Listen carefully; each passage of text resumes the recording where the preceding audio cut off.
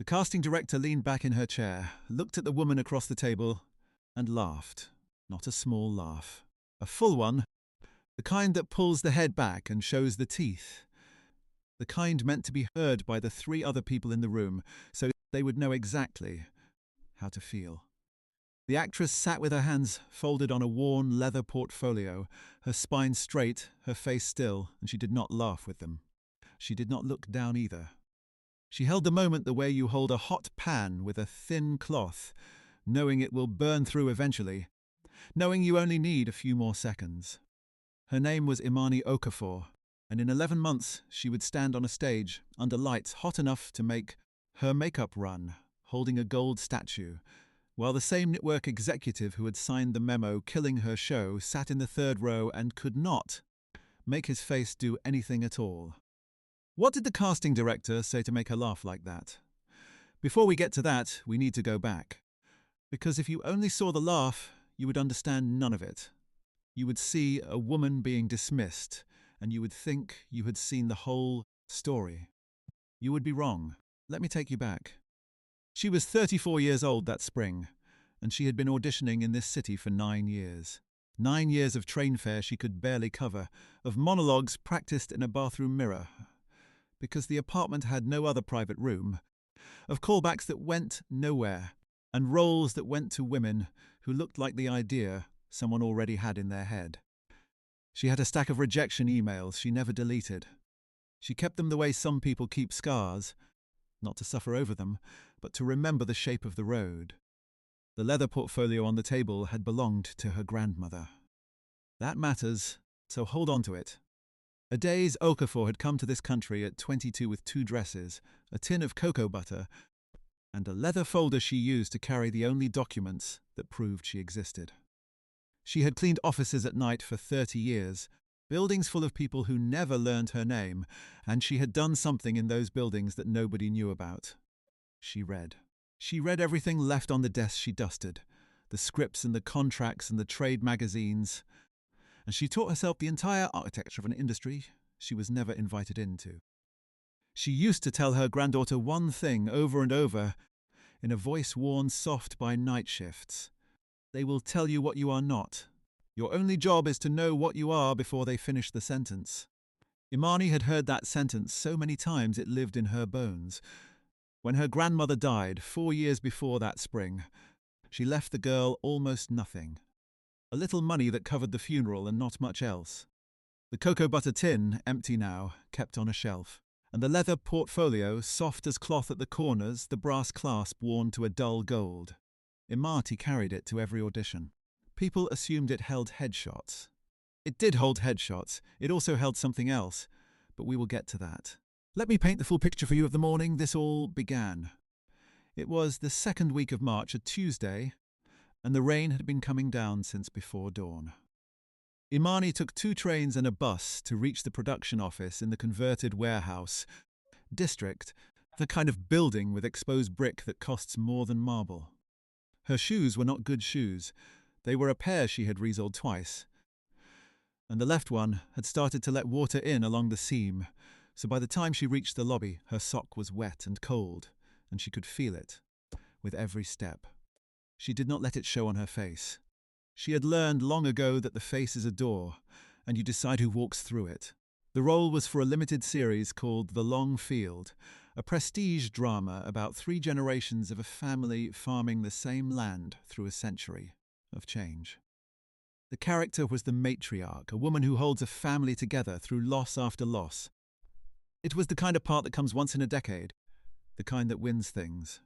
Imani had read the script 4 times.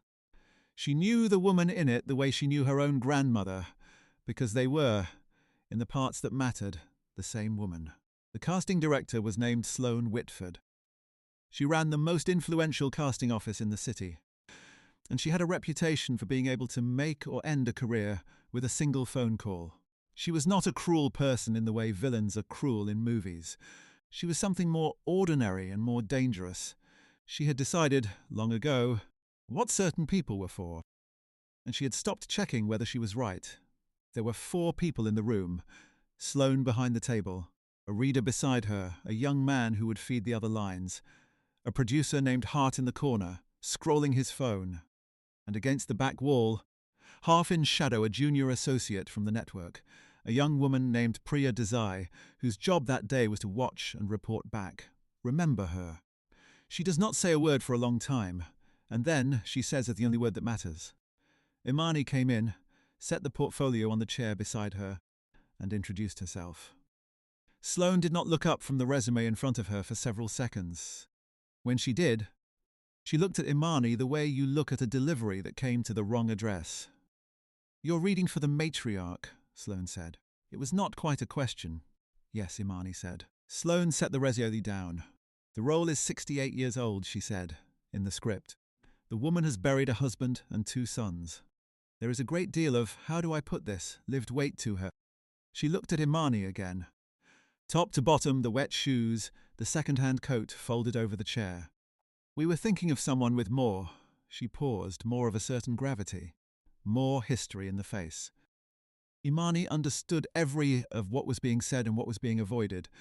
She kept her hands folded on the portfolio. "I can read it for you," she said. That was all, no argument, no defense, just the offer of the work itself. Sloane gave the reader a small nod, the kind that says, "Let's get this over with." They began.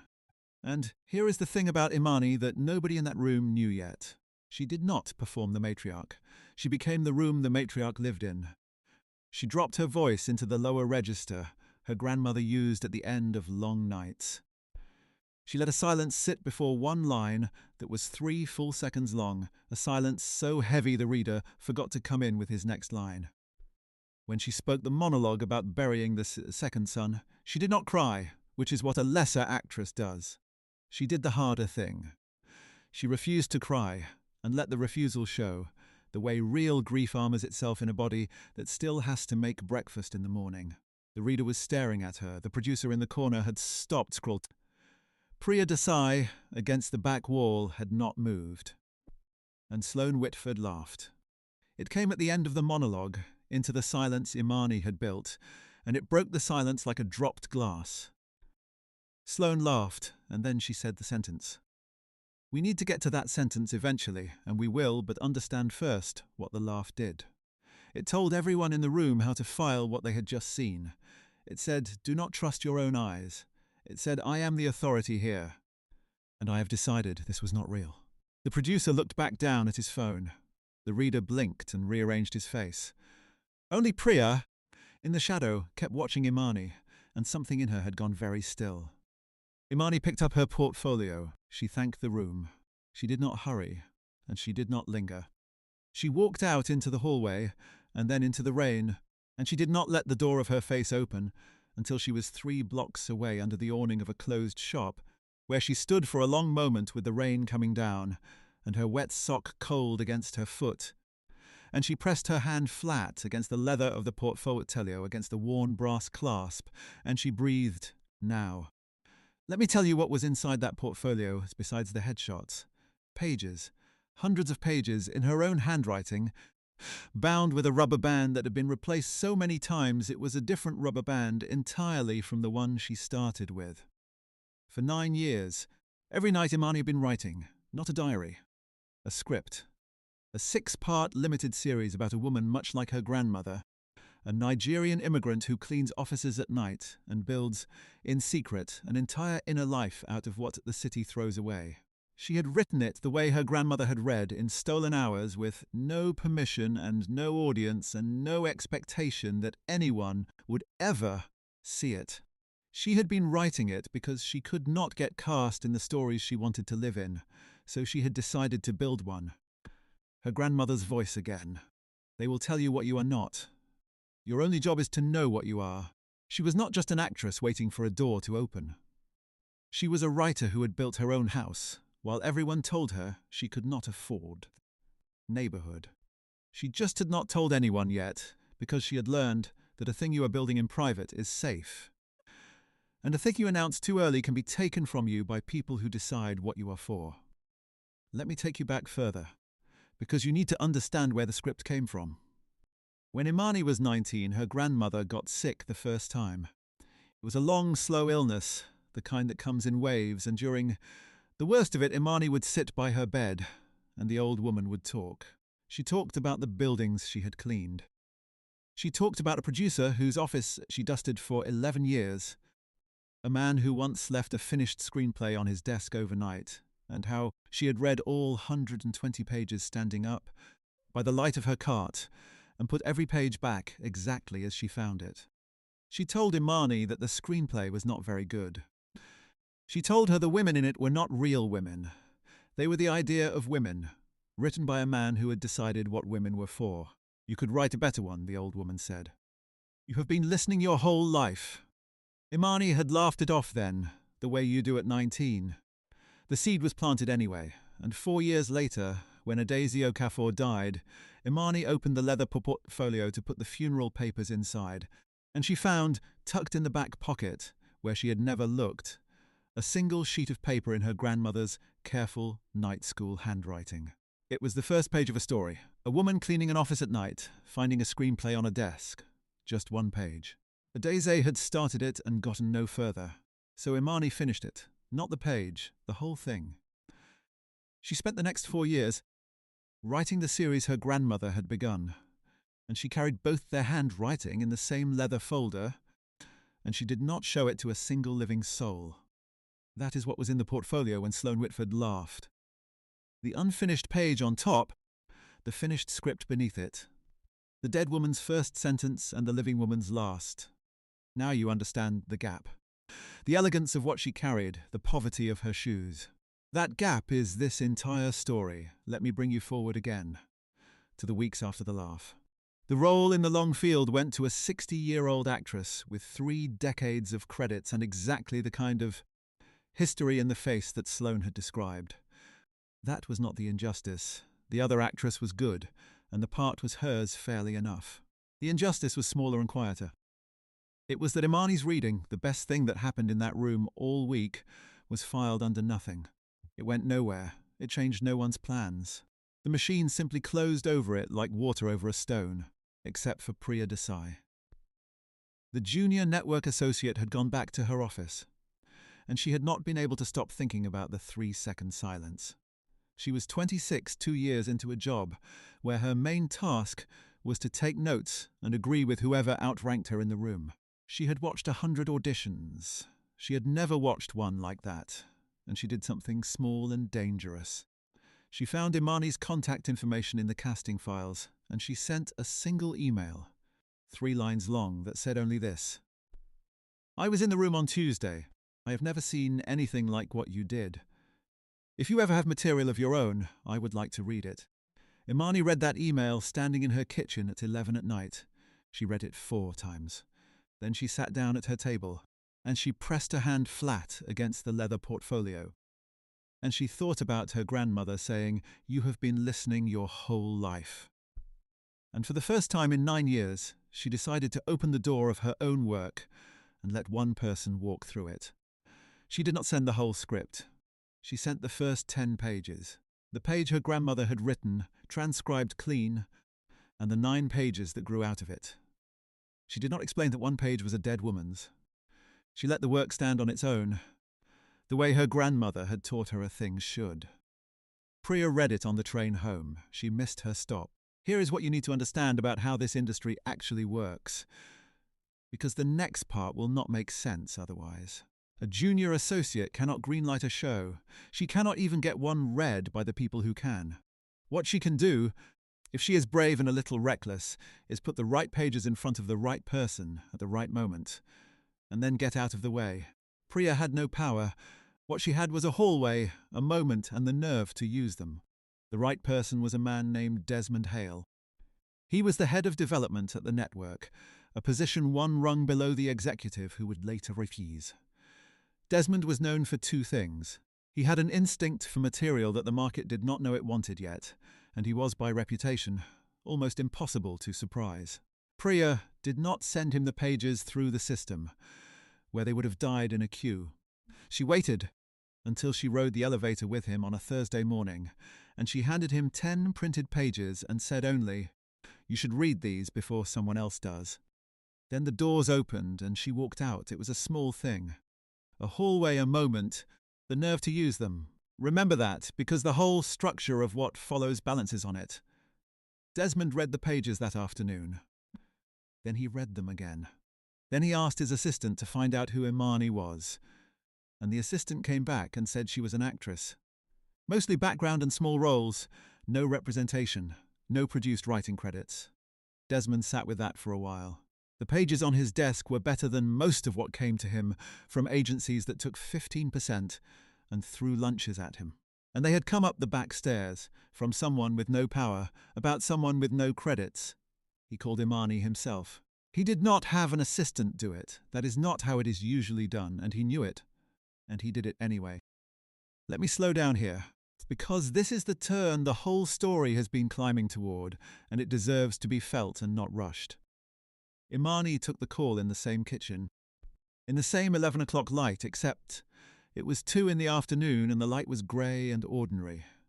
Desmond Hale introduced himself. He said he had read 10 pages of something, and he wanted to know if there were more. Imani looked at the leather portfolio on the table, the brass clasp worn to dull gold, and she thought about every email she had never deleted, and she said yes. There are more. There are about 300 more. Desmond asked if he could read all of them. Imani said yes again. And then she did something her grandmother would have understood completely. She did not gush. She did not thank him 3 times. She said, in a steady voice, "I will send them tonight." And she hung up, and she sat at the table. She put her face in her hands. And she let the door open all the way, alone, where no one could file it under nothing. The script went up the chain over the next 6 weeks. It is a slow industry, even when it moves fast. The thing about Imani's series, which she had titled Night Work, was that it could not be filed under any existing idea.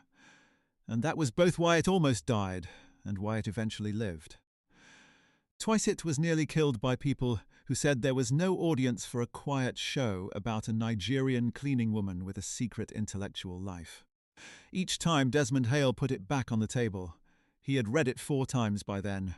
He had stopped being able to forget it. And here we arrive at the executive who froze. His name was Grant Mercer, and he was the head of the network's drama division. The man whose signature could make a show real, or make it disappear. He was the one who, when Night Work finally reached his desk with Desmond's full backing, read the coverage, looked at the budget projections for a show with no stars and no precedent, and signed a single memo. The memo did not say no, it said not now. It said hold for reassessment, which, in that industry, is a polite grave. He had never met Imani. He had never seen her audition. He killed the thing on paper the way most things are killed, by a man who had decided what it was for before he finished reading it. Desmond Hale did something then that cost him. He took the script to a rival platform, quietly, on a weekend, with Imani's blessing. He told her it might mean burning his bridge at the network. She asked him why he would do that. He said, "Because I read it 4 times and I could not forget it, and that has happened to me twice in 20 years. The other time I let it go and I have regretted it ever since." The rival platform read it over a weekend. They called on Monday. They did not say not now. They said yes, and they said it fast, and they said it with money, and they made one condition that nobody expected. They wanted Imani to play the lead. She had written The Cleaning Woman. She had been writing her in a way since she was 19 at her grandmother's bedside. And now she was being asked to become her on screen for the world. The role was 68 years old in the script, the same impossible age that had made Sloane Whitford laugh. Imani was 34. She would have to be aged 40 years through performance and craft, the exact thing she had done, unasked, in a casting room in March. The thing that had been filed under nothing. She said yes. Of course she said yes. She said it the way her grandmother said important things, quietly, with her hand on the leather as if she were making a promise to someone who was no longer in the room. Let me paint the picture of the shoot, because the catharsis you are waiting for is built in these months, not in the award. They filmed Night Work over a hot summer in a real office building downtown, at night, because the production could only afford the location after the business hours, which turned out to be the truest thing about the whole show. The cast and crew worked from 10 at night until dawn, the same hours Adeze Okafor had worked for 30 years. Imani moved a real cleaning cart through real corridors. She had insisted on learning to do it properly, the way her grandmother did it, the precise economy of motion, the way you dust a desk and leave no sign you were ever there. The crew, most of whom had never met her before, watched her do it and stopped treating her like an actress playing a cleaner. They started treating her like someone who knew something they did not. There is a scene in episode 4 where the cleaning woman finds a screenplay on a desk and reads it standing up, by the light of her cart, all the way through, and puts every page back exactly as she found it. Imani had written that scene from her grandmother's deathbed story. She filmed it in a single unbroken take at 4 in the morning. When the director called cut, no one in the room said anything for a moment. The same silence she had built in the casting room in March, except this time nobody laughed. The director, a woman in her 50s, who had seen everything, wiped her eyes with the back of her hand and called for the next setup in a voice that was not quite steady. Priya Desai visited the set once on a night off from the network job she still held. She stood at the edge of the light and watched Imani work, and Imani crossed the corridor between takes and took her hand and said, "You were in the room." Priya said, "I only sent an email." Imani said, "No. You opened a door and then you got out of the way. That is the rarest thing there is." Hold on to that, because the way Priya was repaid is part of how this ends. The show came out in the late fall. It did not arrive with noise. There were no billboards, because there was no budget for billboards. It arrived the way Imani's grandmother had moved through buildings, quietly at night, leaving no sign until you noticed that something had changed and you could not say exactly when. People found it. They told other people. Within 3 weeks, it was the thing everyone was watching and pretending they had discovered first. Within 6 weeks, the reviews had stopped being reviews and started being arguments about what the show meant. And here is the part that matters more than the noise. The people who found it were the people Adeze Okafor had cleaned around for 30 years, and the people she had cleaned for, both, watching the same show, seeing the same woman, and disagreeing about almost everything except that she was real. Imani had done the thing her grandmother said the man with the screenplay could not do. She had not written the idea of a woman. She had written a woman. Now let me bring you to the night you have been waiting for, and let me bring you to it slowly, because we have earned the slowness. The nominations came out in summer. Nightwork was nominated in 11 categories.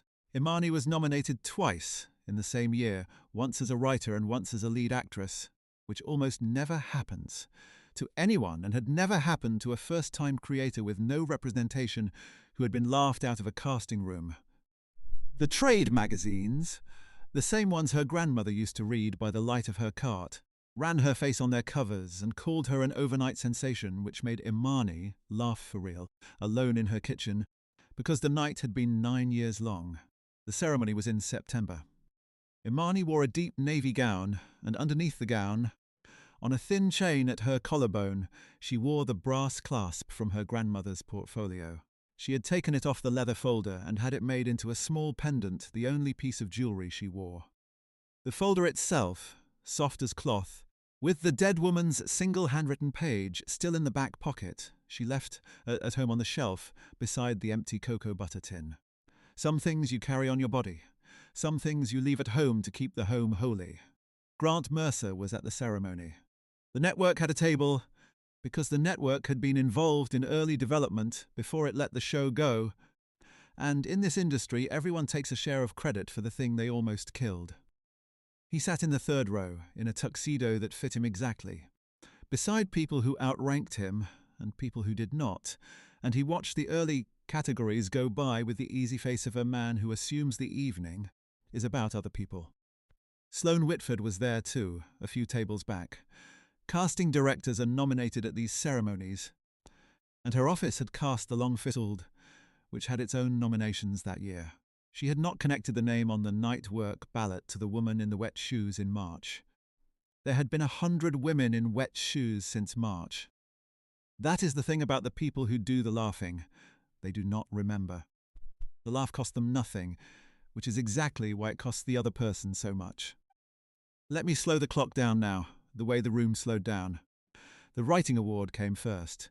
When they read Imani's name, the room did the thing rooms do. The rising applause, the standing here and there.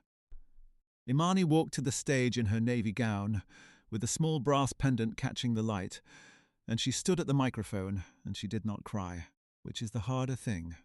She thanked the platform. She thanked Desmond Hale by name, and the camera found him, and he put his hand over his mouth.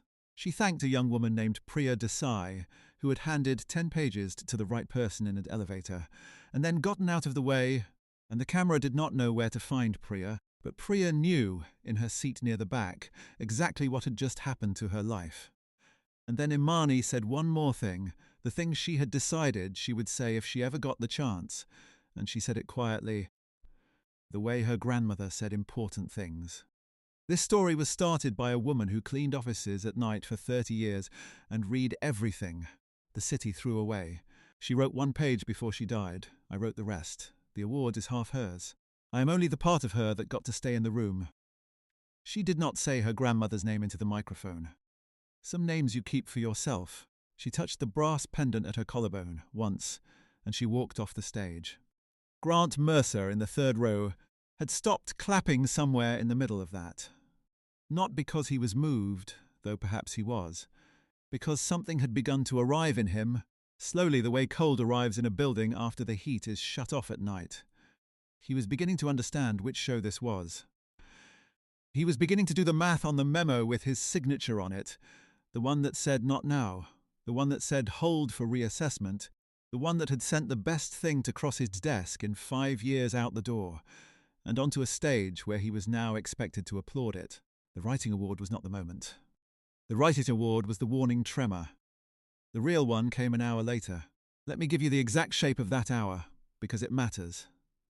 The lead actress category was near the end of the night, and the way the big ones always are.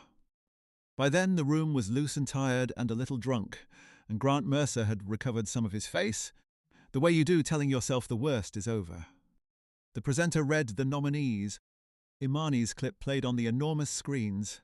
The scene from episode 4, the cleaning woman reading a screenplay by the light of her cart at 4 in the morning and putting every page back exactly as she found it.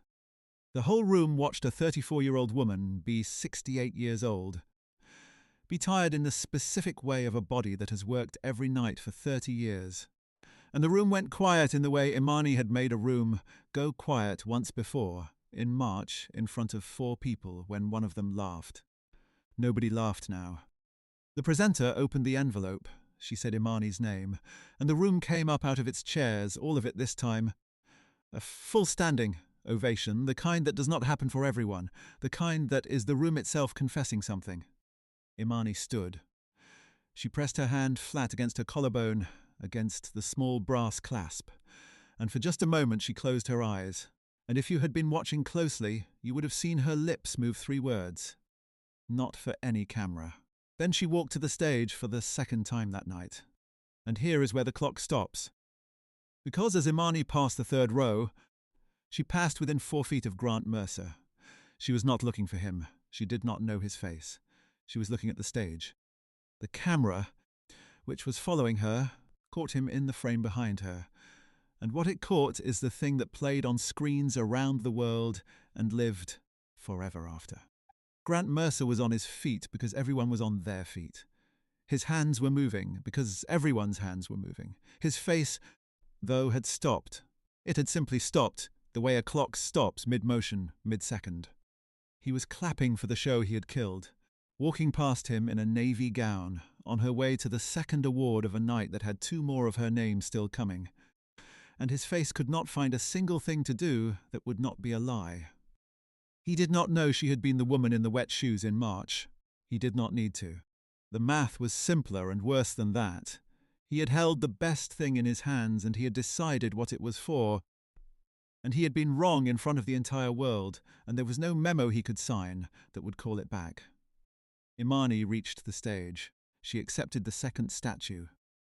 She thanked the room and the crew, and the woman who left no sign she had ever been in any building. And then she said the last thing, The last thing was not about winning. My grandmother used to say they will tell you what you are not, and your only job is to know what you are before they finish the sentence. She finished a great many sentences about me. I just made sure I knew the answer first. That is all this is. That is all any of it ever is. Then she walked off, and the brass clasp caught the light one more time, and the night went on to other names. But everyone in that room knew whose night it had been. Now let me tell you what happened after, because the award is the stone and the ripple is the story. Night work was renewed for 2 more seasons within the week by the platform that had said yes on a Monday. The deal made Imani Okafor a showrunner, which meant she now had the one thing she had never had, the power to decide what people are for. And the first thing she did with it tells you everything about who she is. She hired Priya Desai, not as a junior associate taking notes against a back wall. As a producer, with a title and a salary, and a seat at the table where the decisions get made. Priya left the network the same month. When she cleaned out her desk, she walked past the office that belonged to Grant Mercer, and the door was closed and she did not knock. Grant Mercer kept his title for another 4 months. The network does not fire people for being wrong, because if it did, it would have no one left. It does something quieter. He was moved sideways into a role with a longer name and less reach, the kind of a position they create for a man they no longer trust with the thing he used to control. He kept his parking space. He lost the only thing that had ever mattered, which was the assumption, by everyone around him, that his instinct was worth listening to. He had killed a show that won 4 awards that night, and everyone knew it, and no one would ever quite forget it when they looked at him. He became, in the slow bureaucratic way the industry prefers, invisible. He had decided once that a quiet show about an invisible woman was not worth making. The industry decided just as quietly the same thing about him. Sloane Whitford was the last to understand. It took her until the following spring, when a trade magazine ran a long profile of Imani that mentioned, in one line, an audition the previous March for a matriarch role in a prestige drama, a reading the writer described as the moment she decided to stop waiting for permission and finish her own script. Sloane read that line in her office. She did the math. She remembered, finally, the woman in the wet shoes, the 3-second silence, her own laugh breaking it like a dropped glass. She put the magazine down. She did not call anyone. There is no one you can call to take a laugh back. It is already out in the world, doing its work, and the only person it ever truly described was the one who let it out. Imani never sought any of them out. She did not write Sloane Whitford into the show as a villain, which she could have done and which would have been small. She did not give an interview naming Grant Mercer. When reporters asked her about the casting director who had laughed, because the line in the profile had made it a famous story by then, she said only this: "Someone laughed at me once in a small room. I am grateful to her, she made me certain. There is nothing more dangerous to send into the world than a person you have made certain." That was the closest she came to consequence, and it was enough because it was true. Let me bring you to the last image, and then I will let you go. A year after that night, Imani stood in the same downtown office building where they had filmed Night Work, except now she had bought out the night shift cleaning contract for the building and turned it into something else. She funded a program. Cleaners in that building, and 4 others, were given paid hours and choirs in a quiet room, and access to anyone who wanted to learn to write, to read scripts, to put a page down on paper for in the stolen hours of the night, the way one woman had done for 30 years with no one watching. She named the program after no one.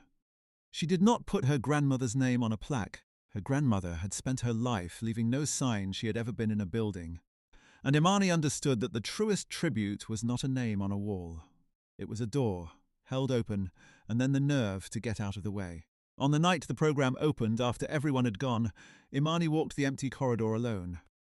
She had brought the leather portfolio with her, soft as cloth at the corners. She took out the single page in her grandmother's careful handwriting, the first page, the one that started it all, and she read it standing up, by the light of a cleaning cart someone had left in the hall, all the way through.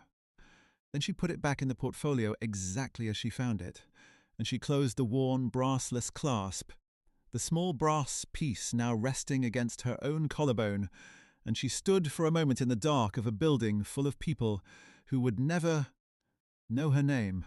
So let me ask you something, and then I will go. What are you building in the stolen hours, in the rooms where no one is watching, in the part of your life that no casting director, and no executive, and no person who has already decided what you are forever gets to see? Because they will tell you what you are not. They are very good at it. They will laugh sometimes, and the laugh will cost them nothing, and it will cost you a great deal. Your only job, the one job, is to know what you are before they finish the sentence. Finish your own page, then finish the rest. And when the room finally goes quiet and turns to look at you, do not cry and do not gloat, and do not wait for them to tell you what you have always known. Just touch the thing you carry and walk to the stage, and let the silence say what you were too dignified to say yourself.